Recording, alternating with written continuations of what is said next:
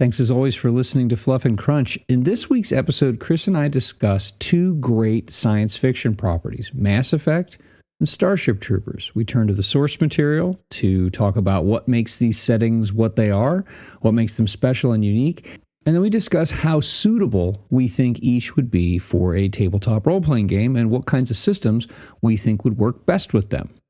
Thanks as always for listening. Make sure to like and subscribe, join our Discord, leave a comment, start a conversation. We'd love to hear your feedback. Oh, man. Well, how are you today, Chris? Now that we're all warmed up. Yeah, I'm right. I'm wishing the weather would improve because it's going to be April in like 3 days and the weather here is still terrible. Really? We've had a spell of cold. The pool is not even close to being open, but it's 65 right now, so it's quite nice. No, we've had the odd time where it seemed like it was going to get better, and then it just goes back to either being cold or just raining, and it's just in miserable. Like 80s kid language. It's like psych, and then it yanks the carpet out from under you. Well, let's talk about pleasant things. Let's talk about pleasant made up crap. Like it looks like orbital bombardment. On your You've jumped ahead. You got to talk about what gaming have you done since we last recorded? Which was that last Monday? I'm going to say last Monday. It was last week sometime. So yeah, we had our first session of the second book of our Kingmaker via Castles and Crusades, and during that session we had our feast, which went well, and then I went over the kingdom management rules, which are pretty crunchy. Like for the Pathfinder fan, like it's I don't know. It's the crunchiest thing I've ever had to do in a computer game, and you can't in a role playing game. You cannot do it without a spreadsheet. No, you can't. That's how crunchy. I mean, unless you are a masochist. Yeah, someone has to have a spreadsheet and sit there with a laptop. Well, we used to do it in between. We would do the role playing bits. And then in between, we would do, me and Brian would do the spreadsheet bit. We're going to do, I have a spreadsheet to run it. And what we're going to do, I think, going forward is at the beginning of the session, we will do like a month or two role play. And then I'll work out some of the numbers in between. Yeah, it is, oh boy, it's like crunch porn is what it is. But we went over that, and then we had some in-character role play, and we have a realm with a name and all that gobbledygook. So things are moving along. How about you? Okay, so we did role play, and it must have been Age of Sigmar. Oh, we did the second actual campaign mission of, I don't know, I think Shadows in the Mist, whatever the Age of Sigmar. I don't know. You could tell me anything. I believe you. We did one session of Age of Sigmar from the book, and then did one with some different characters because I'm picking stuff from like the lore, and then went back to doing the actual story mission. Cool. It went quite well, and we managed to fit it in. There were some good fun bits in. I feel like there's points they're trying to, it's quite good. They actually are actively trying to avoid combat because the first week they did it, they realized their characters weren't very good at combat. And then when we switched to the other two characters were like super good at combat, and they can see the difference. So they know that these other people, like they've basically got a ranged character with guns and a wizard. So they're like, right, we cannot get into melee. We have to either one-shot people straight away. Please stay away so we can destroy you. Or we have to be sneaky or use illusions. So there was this really cool thing where like they broke into this what did they break in? They broke into this warehouse, and they were like sneaking around, and then they had to like get downstairs, and there's all these people there. And they'd worked out there was this giant crate, and they knew what was in the crate. So Brian did an illusion of this big monster breaking out of the crate. So everyone was like, ah! And all of the NPCs like fail their tests. So they think it's all real, and they're all going and fighting this imaginary thing, and they just like sneak down the bottom, which was really good because if it had been a fight, it would have been a proper slog of a fight, or they would have got killed, one or the other, and they just avoided it. So it was really nice to see them kind of going, right, our characters are not like combat heavy optimized people. We're going to do something different. Yeah, I like that, and I see reflections of that like in Castles and Crusades. Not every character is so like perfectly powerful in all circumstances, or like proficient enough in everything so that whatever, like I like that. That's neat. See, you talk about this Age of Sigmar thing and these Warhammer. It makes me consider them. But then the problem is the next step after consider is buy. So I'm gonna have to stop considering those things because anyway. Or borrow. Well, no. You know what? If ever I borrow something though, if I like it, I will then buy it. And I'll put my thumb on the scale of liking it because that's the right thing to do. Anyway. But yes, as you said, we are not talking about that. We are back to doing one of our third episode, I think now, of talking about literary. This isn't mine. It's not actually mine does have books, but just call other it properties, creative properties. Yes. So you tend to do books, whereas I have done a kids' TV show. Yes. You've done, I think, two. I don't know. You've done at least another video game. Yeah, I don't remember. Anyway, there we are. So we're going to talk about Starship Troopers behind me and Mass Effect behind you. Yay! Which I may have mentioned once or twice before. Yeah. Who would like to go first? You can go first. Okay. All right. So here I hate it. There you go. Well, you can't. Oh, whatever. I'm waving the novel around. The Robert H. Heinlein. Robert A. Heinlein. Looking at the background, going, that looks like some really awful Space Invaders thing, and not. No. Okay. Let's back up. Let us talk about Starship Troopers. Okay. The first thing I want you, Chris. The first thing I want you to do. Okay. And dear listeners, the first thing I need you to do is I need you to erase as best you can all knowledge of Starship Troopers. Period. But erase it all. But the film's so good. Erase the films. erase the cartoon. Erase all of it. That was a cartoon. Yeah. Jesus. Yeah. See, look at that. I got deep cuts here. I got some B-list stuff going on, B-side stuff going on here. What I'm doing is I'm going back to the book, which was published originally in the 50s. I want to say 1959 by Robert A. Heinlein, noted and famed science fiction author. It was published in 1959. Heinlein, by the way, was a Naval Academy graduate. So when Heinlein writes about military culture, structure, it's from firsthand experience. Some foundational military behavioral norms, cultural norms and stuff. He writes from a standpoint of personal experience and study. If you have not read the book, you should read the book.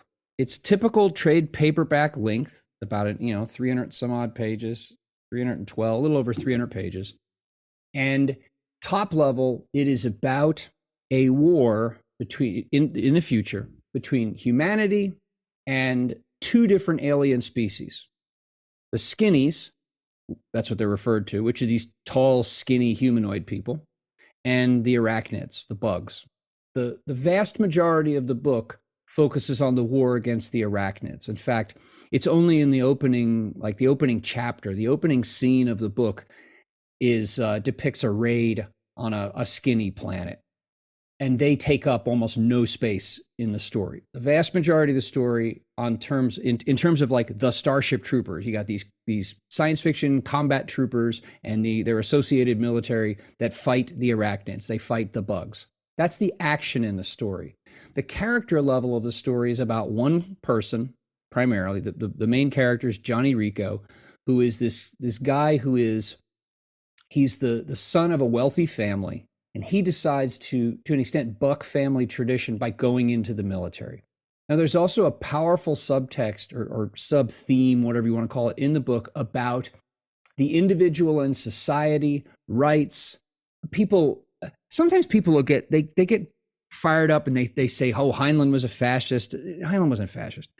There is this theme of the relationship between the individual and the state. And there's a differentiation between citizens and just regular people. Like, you can just be a person and you can, grow up in the society. You could be rich, you could be poor, you could be whatever, but you are not a citizen and therefore cannot vote unless you serve. And the rationale for that, there's a very thin bit of commentary about how, it's by implication, there was some war or collapse of society at some point in the past. And the people who got together and got things back up off the ground were primarily veterans, like people who were clued in enough to handle dangerous situations and knew how to work together in dangerous situations. And so the idea is, like, unless you have actually put your mortal body between society and danger, you have not earned the right to steer how the government works. Okay. Heinlein doesn't say that's a good thing or a bad thing or a whatever thing. It's just a thing in the story. Yeah. So the idea is that Rico's family is very wealthy, but they are not citizens. And his father's like, who cares? You don't have to be a citizen. That's stupid. And he goes off and he joins the military, and then the Earth is attacked by the arachnids, and he goes off and serves. And so the book is about his journey through training, which I found, in terms of like his perspectives and his experiences, like the types of things he had to put up with and the feeling, it was very authentic. And then he goes off to fight, and then after fighting, he goes to officer candidate school, and he goes back. And it's a story of this one individual through this war over time. Now, the thing that's behind me is an Avalon Hill war game from the 1970s. That's actually quite good, because you can fight against the skinnies, you can fight against the bugs, and since the bugs, like bugs would do, they do lots of tunnels underground. And the war game has this nice mechanic whereby the bug player can build these secret tunnels and has like graphs to work on, so that as you range across the terrain, all of a sudden the bugs come welling up out of the ground and attack you and stuff like that. So that, in a nutshell, is Starship Troopers per this book. And that's it. Not the movie. Not the cartoons. None of that. What questions do you have from a role playing standpoint? Because that's obviously because that's the story. So what is there about the setting which would make this a good setting for a role playing game? In which, as much as you would not want to, everyone would reference the films. Yeah, because that's a problem. I have never seen the other ones because I know they're terrible. But the first film is iconic and is good. It might not follow. Well, the plot's out. The first half of the I will the first half of the film. I will disagree. And I will say that the first movie is iconic because of just how craptacular it is. No, the first movie is if you go see what most people say about that film, that is not what most, but the vast majority of people say Starship Troopers is a lot of fun. It's very sort of tongue-in-cheek and ironic stuff. But they rush, like you said, the stuff about the citizen, being a citizen and stuff, it's in the film, but it's like it provides a motivation to the character, and then they forget about it. Yeah. And they also so they pay lip service to it. Well, in the book, though, that piece of the story is not played up later, not directly, because it's immediately more relevant when the kid joins up. Now, I'm holding up my pen, which you can see, but probably other people, maybe you can't see. You know, in like Men in Black, the little flashy thing. I would like to do that. Anyone who would play a Starship Troopers, anything, just focus on the book. Now, I don't have any of the old Mongoose. I actually have no Starship Troopers gaming anything except for a copy of that Avalon Hill board game, which that is not my picture.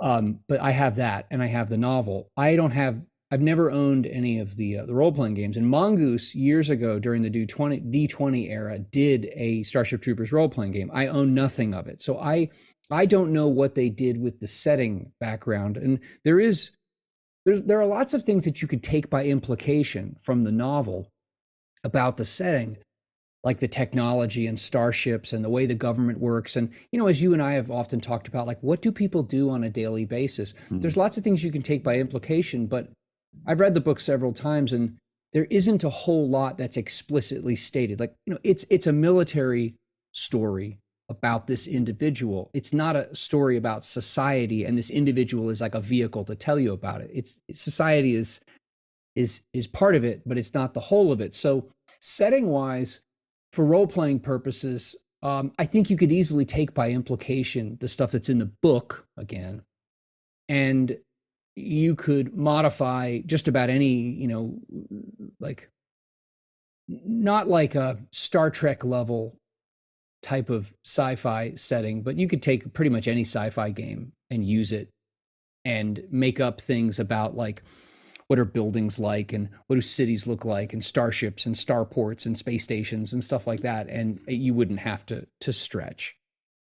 So it'd be easy to do that, I think.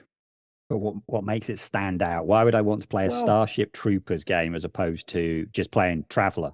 I think if the world has more detail, or Star Trek, or okay, well, like if you wanted to let's say you wanted to use Traveller, and you wanted to run a Starship Troopers adventure, I think that if you wanted to play a a military focus, like a war focused sci-fi campaign. Because Starship Troopers is so iconic as a property, unfortunately, primarily through a terrible movie. Um, if you wanted to play that, I think that you could get a lot of mileage out of it. I personally think that like combat heavy military role playing game probably doesn't have a really long lifespan. Like you would play a campaign. You mean like Alien? Yeah. Like you could play because the think about it, like the type of action that your characters would be involved in if they were mobile infantry, if they're MI troopers, which is what they're called in the book. If you're an MI trooper, you are mainly dropping onto planets from orbit and you are blowing the crap out of things. And that might get a little old after a while, unless you start, doing the silly things like you're an MI trooper, but you're being pulled for this like espionage mission. Well, it's like, well, that's not what they do. Yeah. Like these are highly trained troopers who their job is to drop in from orbit and blow the crap out of things. That's it. So I think that you might run out of like utility runway, but I think that a shorter, more defined, like, okay, I have 10 or 12 sessions envisioned, whatever, 8 sessions, and I have a beginning, middle, and end to our military campaign. We're going to retake this planet, or we're on a planet and the bugs attack and we have to get off the planet. And everyone agrees, like, once we get off the planet, our campaign is done. Or once we retake the planet, the campaign is done. If you used a system that enabled you to go back and forth between a more of a explicit like character level role playing to like a tactical war game, to account for the fact that the mobile infantry troopers in their armor that enables them to like jump miles at a time and launch nuclear missiles off their shoulders, that kind of stuff. Having like something that could do the job a bit of a war game, I think would be helpful. But yeah, I think it's a terrific property.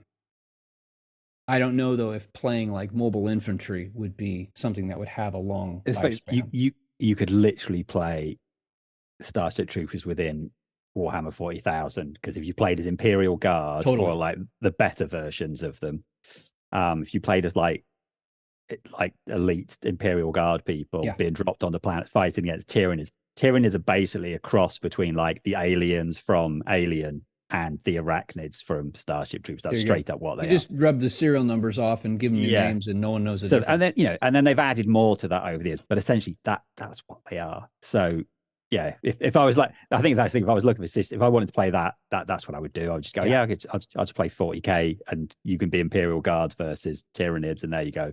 You're playing Starship Troopers meets Alien. And who knows if your guys would probably die. They would probably all just die. Yeah.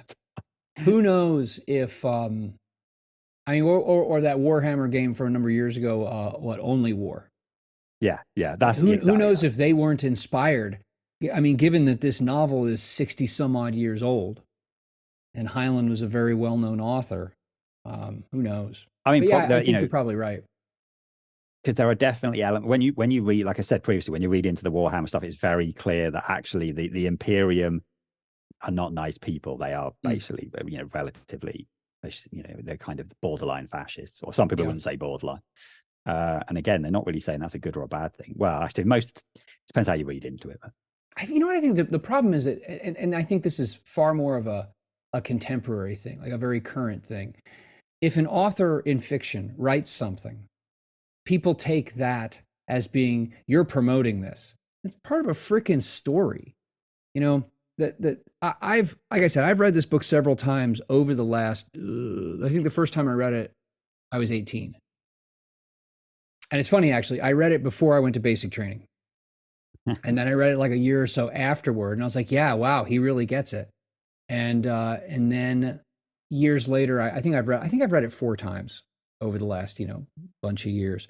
And he doesn't, I never got his comment, not even, he doesn't even have commentary. Like, you can decide that the world, the government that he has created, the society that he's created within this book, you can decide that it's commentary, but it's actually just story setting. That's all it is. But yeah, if you have not read the book, have you read the book? No, Oh, dear sweet Chris, you should read the book. It's excellent. It's a great book. How long is your commute? like half an hour. Okay, so you should get the audiobook. You just listen to it on the way back. Audiobooks are so expensive. Okay. I don't know how they get away with charging what they charge for audiobooks. I don't know either. It's criminal. I don't listen to them. But my like point I look is at it and think, oh yeah, I'll get an audiobook, and then you look at the price and go, no. Yeah. Well, then don't. Go find the novel. Go find the novel at a used bookstore. Buy them. It's an excellent book. It's a really excellent book. It's a great story. Even if you weren't going to play Starship Troopers, there are a lot of scenes and sequences of scenes and like subparts of the story, like this raid at the beginning, the fight for this planet at the end, the time that he spends in training, the time that he spends on a ship as a new mobile infantry trooper, and like all the things he's learning and all like how he relates to everybody else. And then when he goes back and he's an officer candidate, like you could yank NPCs aplenty out of that. You could pull scenes and sequences of scenes like that you could repurpose elsewhere. It's just a really good book, and it's well written, and the characters are interesting. The action is believable, and the world that Heinlein built, he works within throughout the story.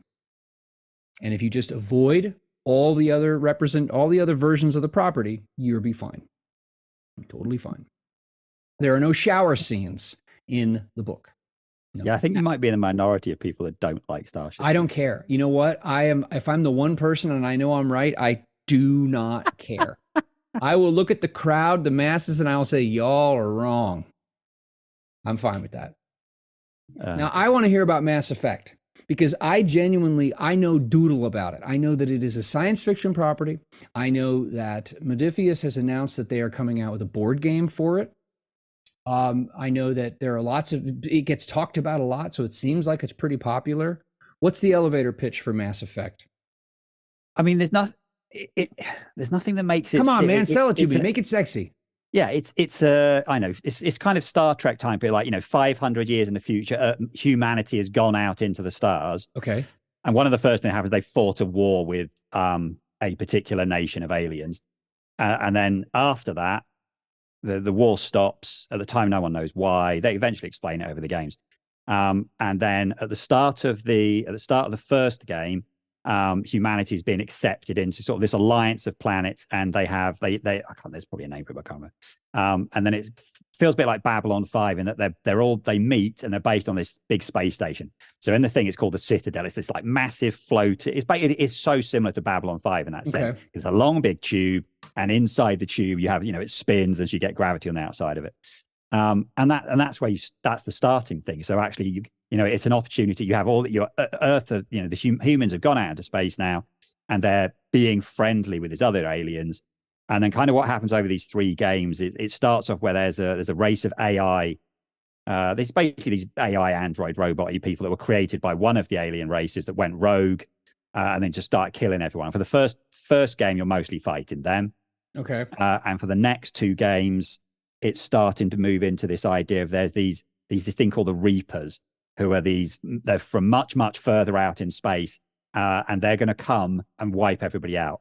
And then the annoying thing comes by the time everybody humans or everybody. No, they're going to wipe out everyone. Too. Essentially, when they turn up, I mean, it's a spoiler, but like if you have played the Mass Effect games, you haven't. But when they finally turn up, and it was at the end of the 3rd game, and it's a big build up, and the Reapers, they turn up, and you're like, I've got to stop them.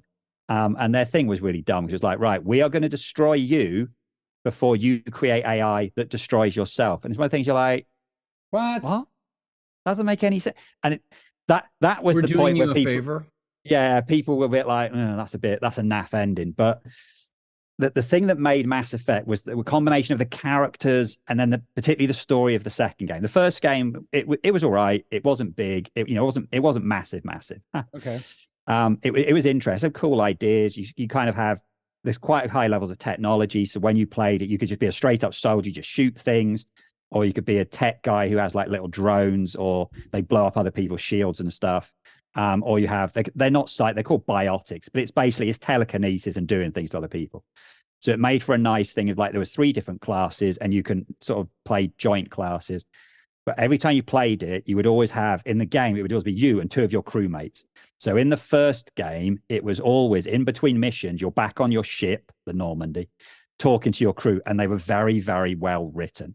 So it's one of those things that, to some extent, what made Mass Effect popular was the characters.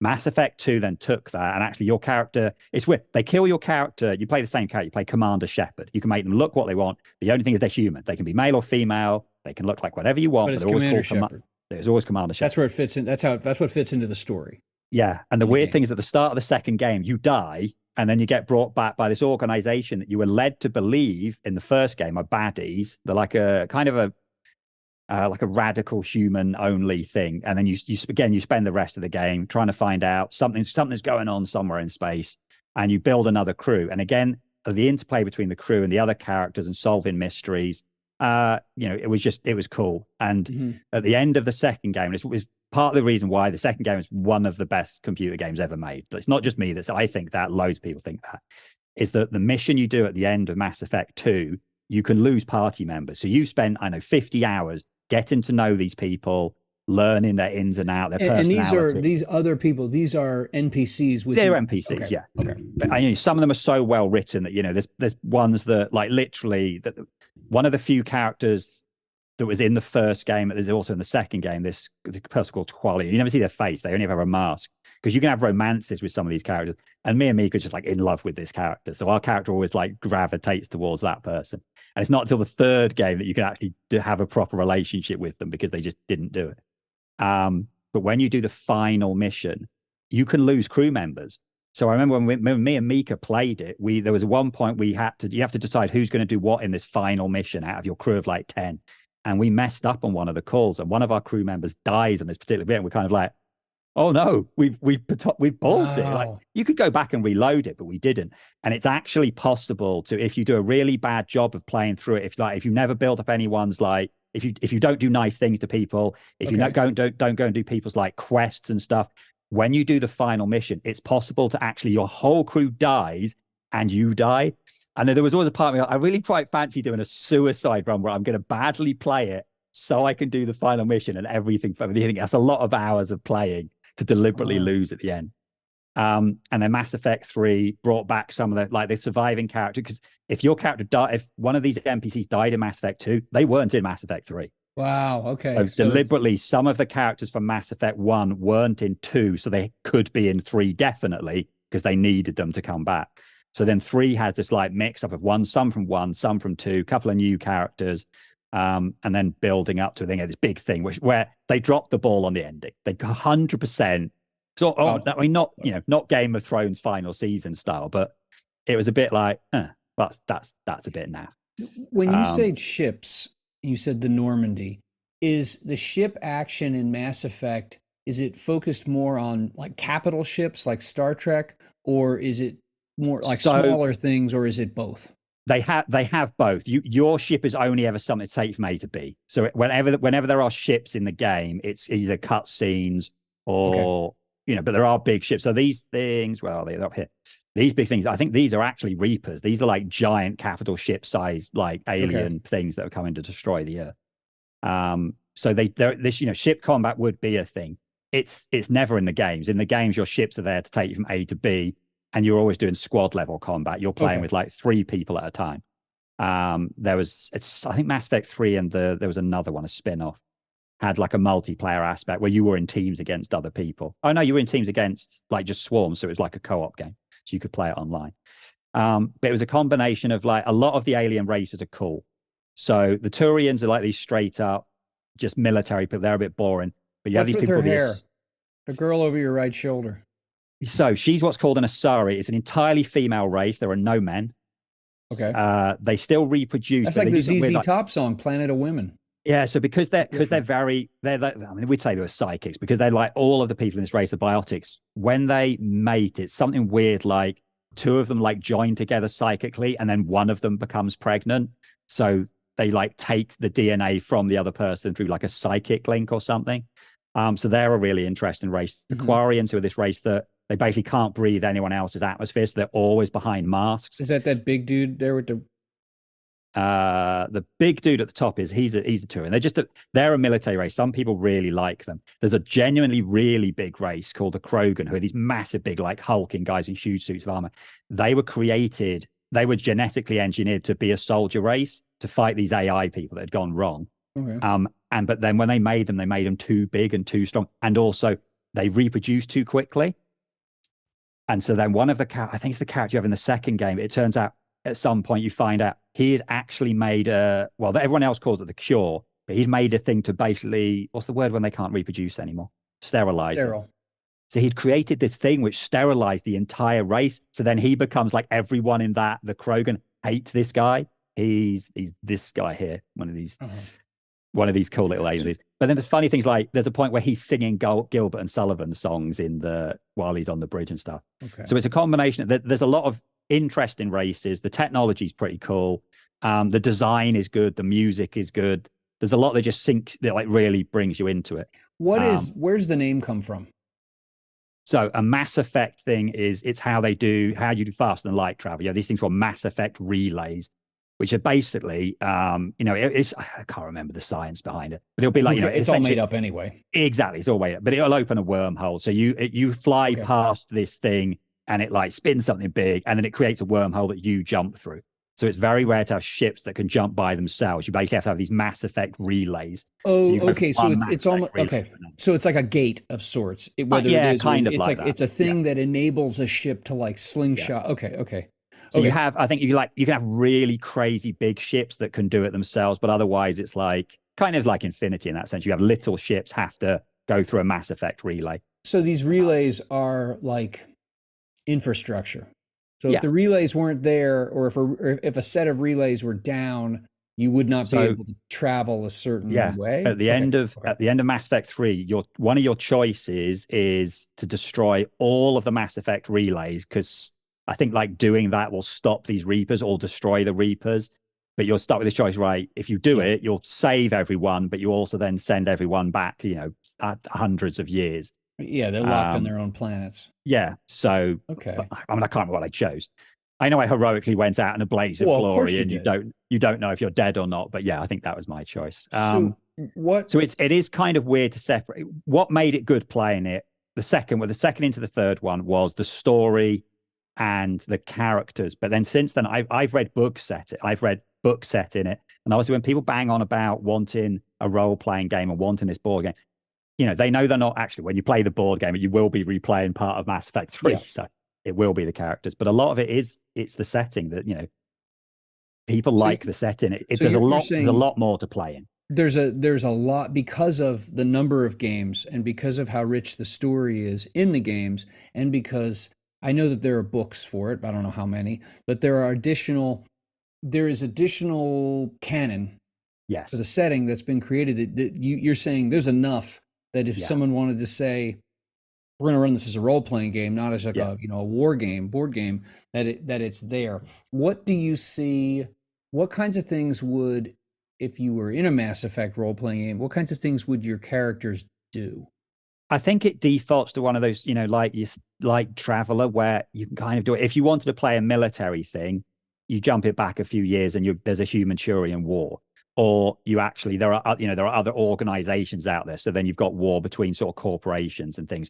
Or there's these things, the Geth, which are these AI people that are constantly turning up. So you could play it military style. If you wanted to just be more cyberpunk thing, base the whole thing on the Citadel, which is this, massive, giant city-sized space station, and just stay there, grafting away, trying to make a living. And there'll be planets where they're more like that. If you wanted to do more an espionage thing, there'll be corporations that are doing espionage and other people.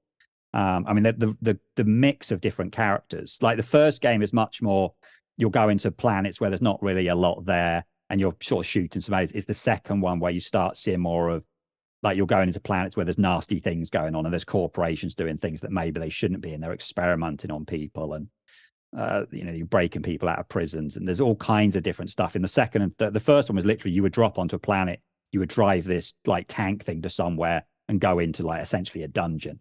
So the first one wasn't anything amazing. The second and third one had much more, like, you'd go to a planet, but you go to an area on a planet which is designed to be a city or a jungle, or so. I mean, there's more that exists in Yes. terms of setting information.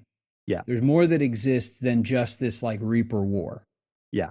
I mean, if there's one, okay, so comparing this to Starship Troopers, if there would be a drawback then to Starship Troopers, I mean, it is a military novel where the action is a war. And so there isn't a whole lot about like, well, could you be like, if you were going to travelerify it, could you be a merchant in this? Like, yeah, you could, Yeah. but you would have to do the heavy lifting of creating all the padding and packaging material that would go around that to make sense of it. You're saying that there's enough world content already that if you didn't want to just fight Reapers, there are already things that you could do.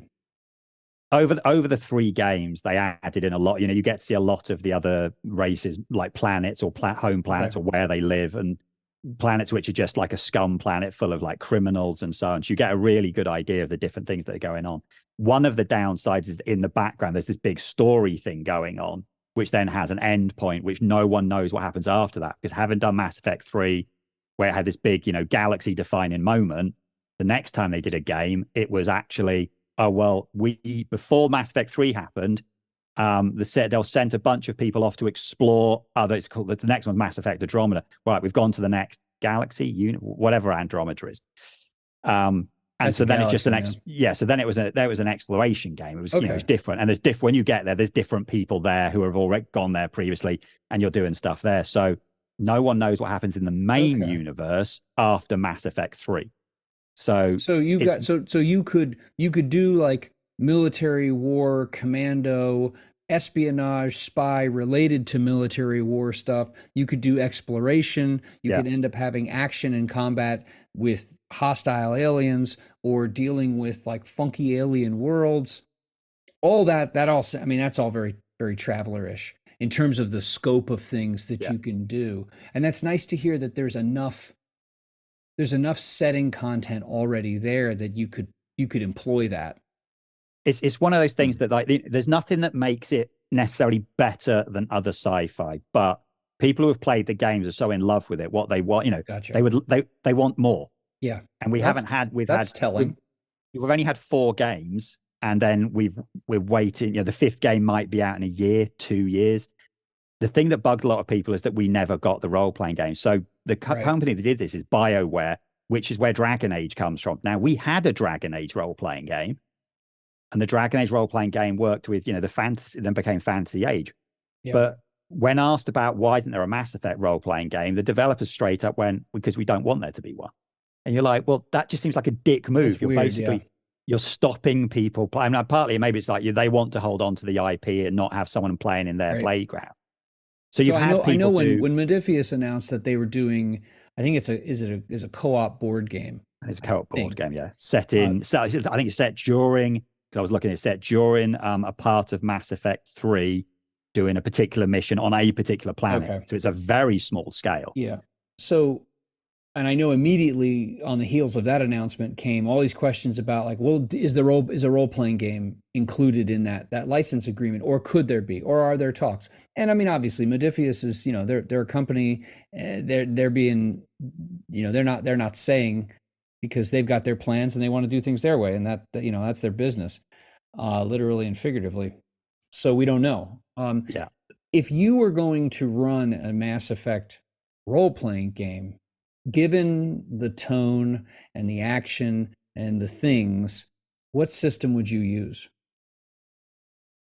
So I have actually done this twice already myself. Oh, well, then you should know the answer. No, I've written my own version. So someone did a very, very good conversion using Fate, other than the fact it's in Fate. Someone did it it was ridiculous. Someone's done a massive version of like a 5e adjacent, but it's that kind of thing. And they put a lot of time into it. But at the end of the day, 5e is not really the right setting for it. I wrote a conversion.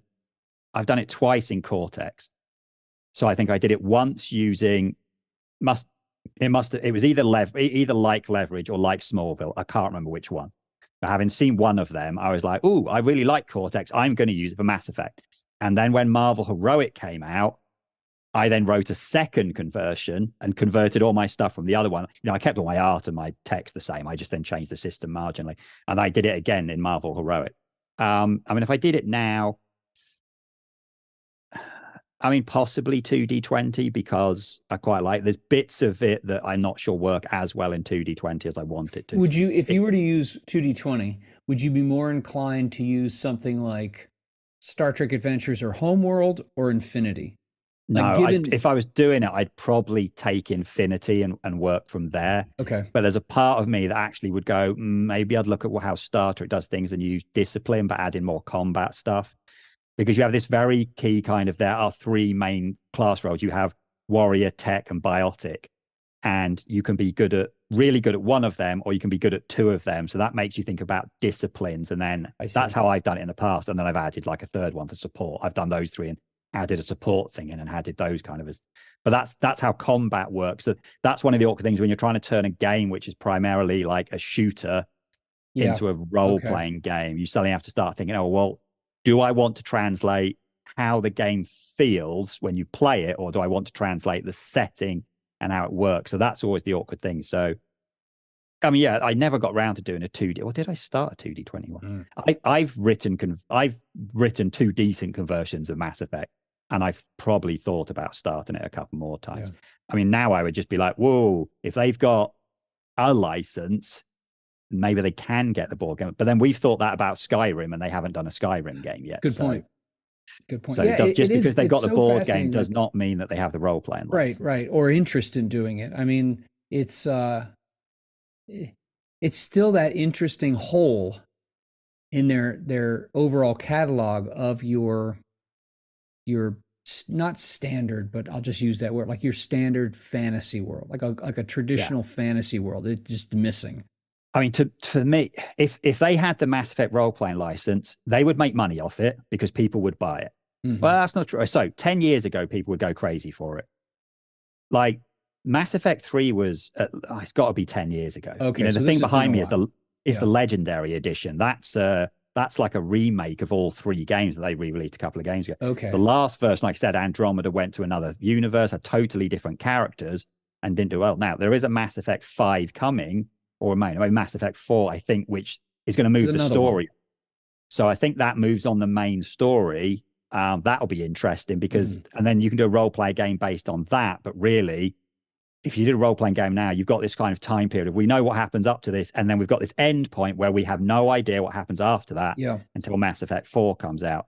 So if a role-playing game was coming, I wouldn't be surprised if it was 3 years away, which is not what people want to hear. But that would not surprise me at all.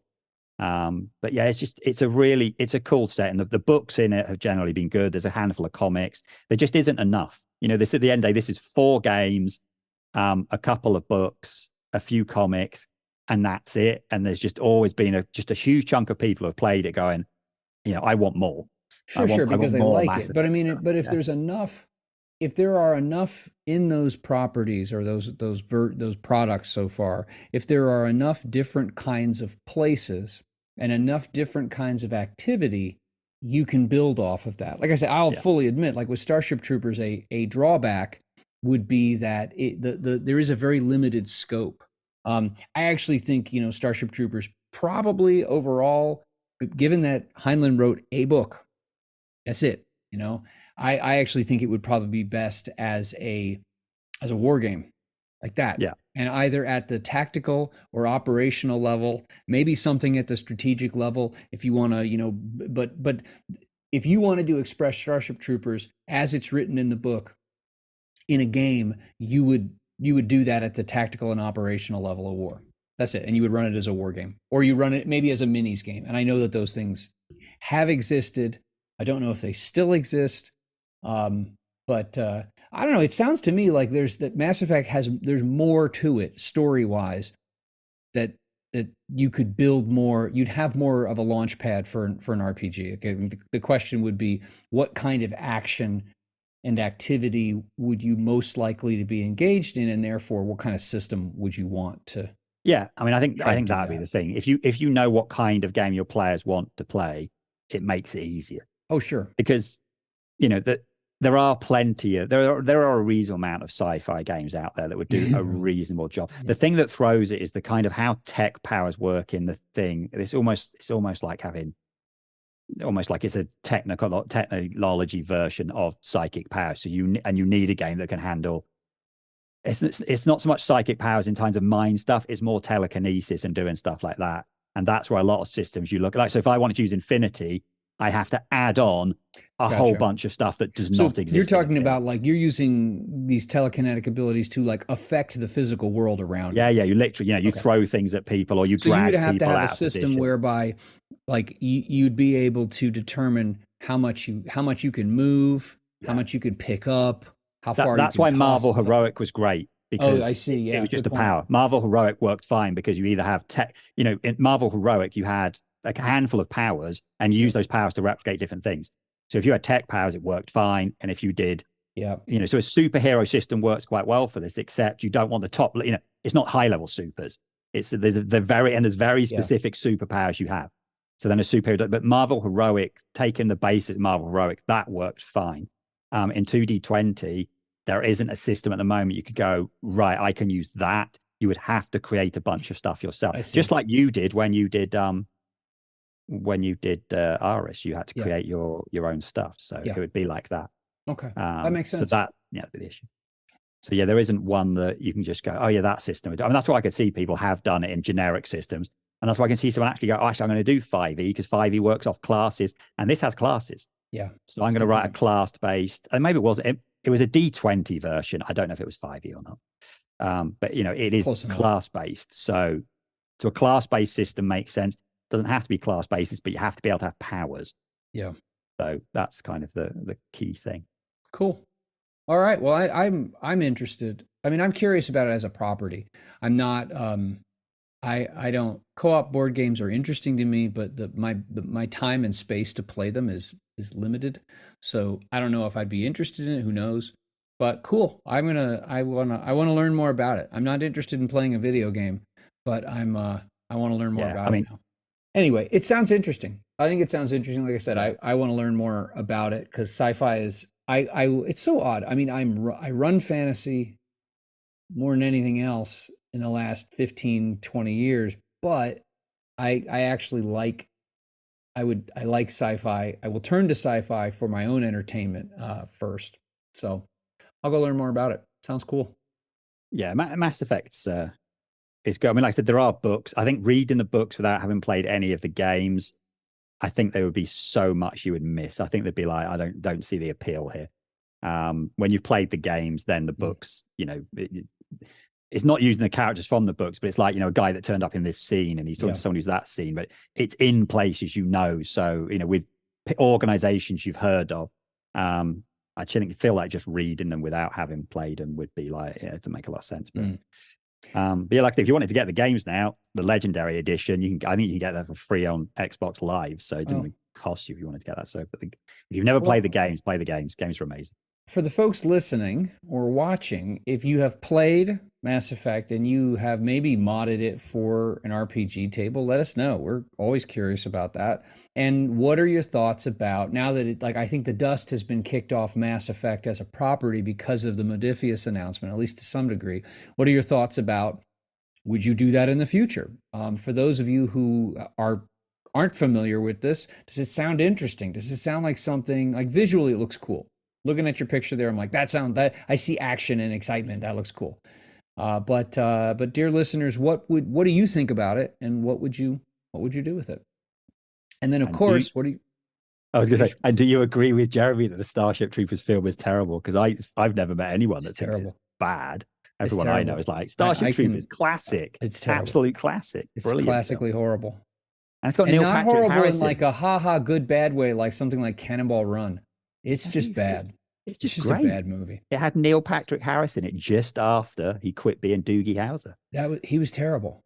He was absolutely. Oh my gosh! One of the last lines. He's like, "It's afraid." Oh my god! I almost gagged on dinner. It was. He was bad. And the acting's not good. I mean, like Denise Richards is terrible. I'll give you the acting in the film. They got a bunch of people that could not act. None. But None of them. I love that film. None of them. It's cheesy and fun and awesome, and so many good bits in it. So much good stuff. But yeah, not the acting. The acting is terrible. And the MI troopers are in these like enclosed like gym suit armor, like almost like tank suits where they can jump, and they show them. And no, no, no, nope, nope, nope, nope, nope, nope, nope, nope, nope. And that is where we end, Chris. You're about to cross the line here. That's a bad movie. It's a damn terrible movie. They tried to make it good by putting Michael Ironside in it, but it was bad. You don't like any films. I don't think you've liked a film that was made since the 80s. No, that's not true. Yeah, I feel like it is. I thought the Dune movies are pretty decent. I thought the Top Gun Maverick was pretty good. You're naming films that are remakes of films that came out of the 80s. Maverick was great. You shut your cake hole. Wait, let me think. Is there any original movie that I've seen recently? I'm sure. I just don't go see movies because so many of them are bad. If they were good, I would go. You don't know that until you've gone. Dude, I don't have to eat dog turd to know it's not good. I know when I go and see a DC film or a Sony Spider-Man film, it's going to be bad. Yes, and that's why I don't go. But I still go because I like going to the cinema. I love going. Like tomorrow, we are going to watch Godzilla X Kong. Oh, because we know we will enjoy it. Because hold me back. How much more could I want in a film than Godzilla and Kong fighting other giant monkeys? With Kong with a cybernetic power fist. Well, you know what? When you put it like that, I don't know. See, it's just great. All right, but I like popcorn films, so yeah. All right. Well, everyone like, subscribe, join the Discord. What else? Comment below if you're on YouTube. That's right. If you're on a podcast, I don't know how you do that, but if you're on a podcast, leave a review or something. There you go. Suggest us to your friends. That's right. Use it as a stocking stuffer for family at Christmas time. There we have it. Thank you, as always, for listening to Fluff and Crunch. You can join our Discord. You can subscribe to the podcast. You can subscribe to the YouTube channel, all through the links in the show notes. Thanks again. Have a great day. We look forward to talking with you.